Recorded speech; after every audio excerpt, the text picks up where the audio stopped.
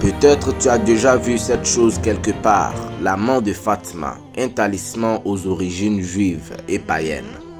Assalamu alaikum wa rahmatullahi wa barakatuhu, frères et sœurs en Allah.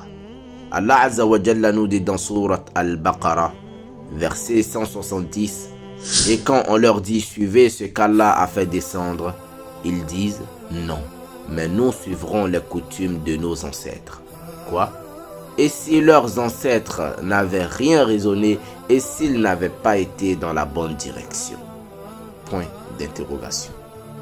Le peuple phénicien était en majorité juif, mais s'éloignait quelque peu des enseignements originaux de la Torah.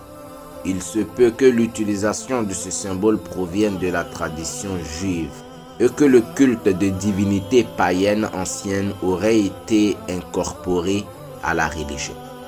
En effet, à l'époque, la main de Fatima faisait référence à la déesse Tanit, qui était la protectrice de la capitale de Phénicie, Carthage.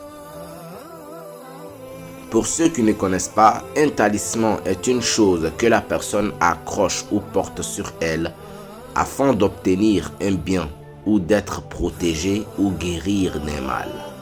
Le prophète sallallahu alayhi wa sallam nous dit dans un hadith rapporté par Ahmad et authentifié par Cheikh Al-Albani: celui qui accroche un talisman a certes commis du polythéisme. Subhanallah. Le fait d'accrocher un talisman se divise en 3 cas. On commence par le premier cas. Si la personne l'accroche ou le porte sur elle uniquement par décoration ou pour s'embellir, alors c'est interdit, car ceci constitue une ressemblance aux gens qui le font par fausse croyance, commettant ainsi du polythéisme, qui est le péché le plus détesté par Allah Azza wa Jalla. Et la règle dit, ce qui est bâti sur un acte interdit est interdit. Le prophète sallallahu alayhi wa sallam nous dit encore dans un autre hadith rapporté par Abu Daoud et authentifié par Cheikh Al-Albani: celui qui ressemble à un peuple fait partie d'eux. Deuxième cas, si la personne l'accroche ou le porte sur elle en croyant que ce talisman est une cause pour qu'Allah Azza wa Jalla lui accorde un bien ou le protège d'un mal sans qu'il ne soit confirmé ni dans les textes du Coran ou de la Sunna, ni par expérience qu'il est une cause pour cela, alors la personne a commis du polythéisme mineur. Il veut dire en arabe ashirkul asghar, qui est un grand péché, mais ne fait pas sortir la personne de l'islam.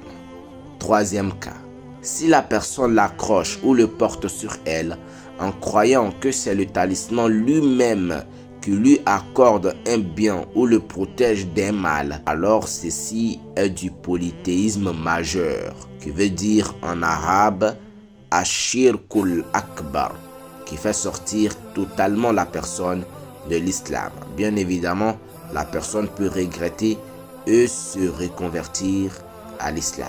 Alors, frères et sœurs en Allah, je vous demande très sincèrement de vous débarrasser de cette tradition satanique par amour et soumission à Allah Azza wa Jalla, l'unique. Sachez que c'est Allah Azza wa Jalla qui vous protège. Mettez en garde les musulmans avec douceur et bon comportement, car la plupart sont simplement ignorants. En espérant que ce rappel vous a été profitable, barakallahu fikum. Wassalamu alaikum wa rahmatullahi wa barakatuhu. À demain, insha'Allah ta'ala, à la même heure.